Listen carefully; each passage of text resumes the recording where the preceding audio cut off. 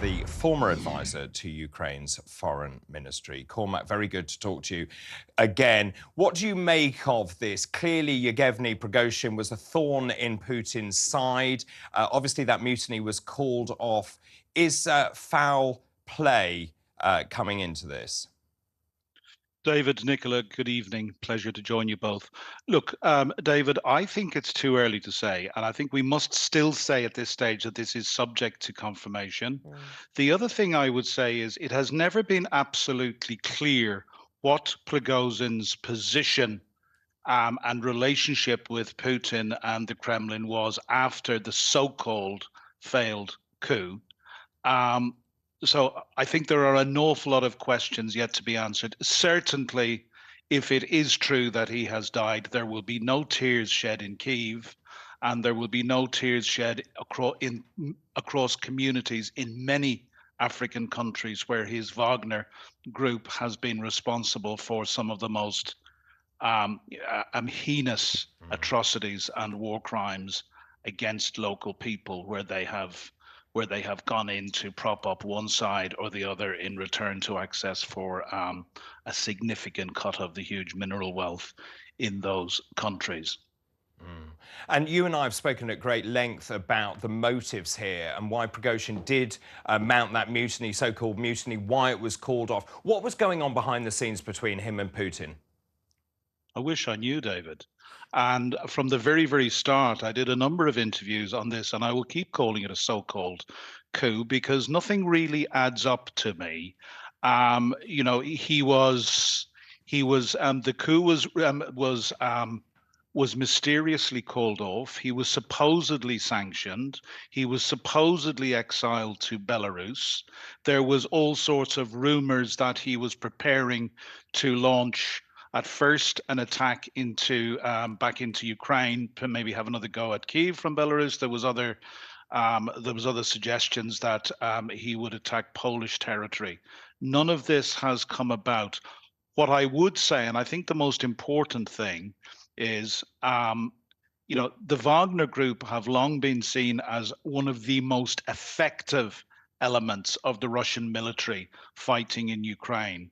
They were absolutely decimated in the battle for Bakhmut, where not the Ukrainians, but the US intelligence, who tend to be more conservative in their estimates, estimated that Wagner had taken in excess of 100,000 casualties.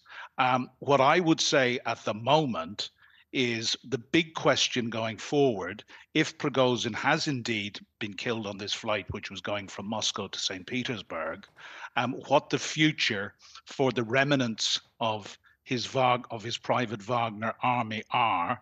And of course, we don't know how strong that is, despite the fact that I said that it has been decimated in the past, and that was a very deliberate act, I believe, on behalf of the Ukrainian armed forces. So, I don't want to speculate. It's still too early to say.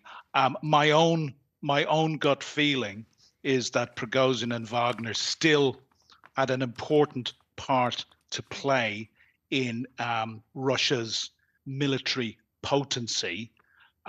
So at the moment, as I said, no tears shed in Kyiv for the death of this awful man. Certainly no tears shed from me as a friend of Ukraine. But more importantly, I think the question is what this will mean for the potency of Russia's armed forces in Ukraine going forward. Yeah. And a lot is probably going to unfold over the next 24 hours, I should think. I was going to ask you there, Cormac, what will the impact of this news be, let's say, over the next couple of weeks, both from the Russian and the Ukrainian perspective? From the Ukrainian perspective, I would imagine it would be celebratory. I mean, this was an awful man. This was a man who was pure evil, who rose up from being a criminal and a convict to becoming exceptionally wealthy by aligning himself with Vladimir Putin and setting up a private army, which was not only been responsible for some absolutely horrendous war crimes in Ukraine since the 24th of February 22, but across a whole swathe of African countries where they have, where Wagner has been used to exert Russian influence and at the same time provide plausible deniability to the Kremlin that it was actually involved. I think with some of the things that Prigozhin himself said in the last couple of months, that plausible deniability has been pretty well undermined. The one thing, my one feeling at the moment is that this is good news for Ukraine, and this is something which may well weaken Russia's military potency. But as I say, the big question is where now for whatever remains of his Wagner private army. And that was going to be and that was going to be my question to you. What happens to the rest of this mercenary group? What happens to the Wagner group? What happens to the lines of command? Well, again, David, we simply don't know because we don't understand sufficient about the intricate relationships within the Kremlin. We would assume that there are oligarchs in place who will take over from Prigozhin, but you know he was a very much as a leader of the Wagner group. He was very much an active leader. He was always to the front. He constantly filmed himself at the front talking to his soldiers.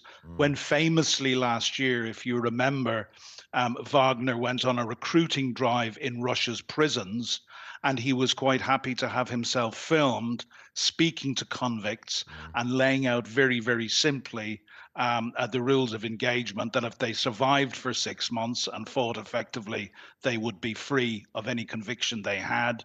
If they tried to escape, they would be shot. He famously also executed a failed deserter, somebody who tried to desert but was captured. He famously executed him with a sledgehammer to the head.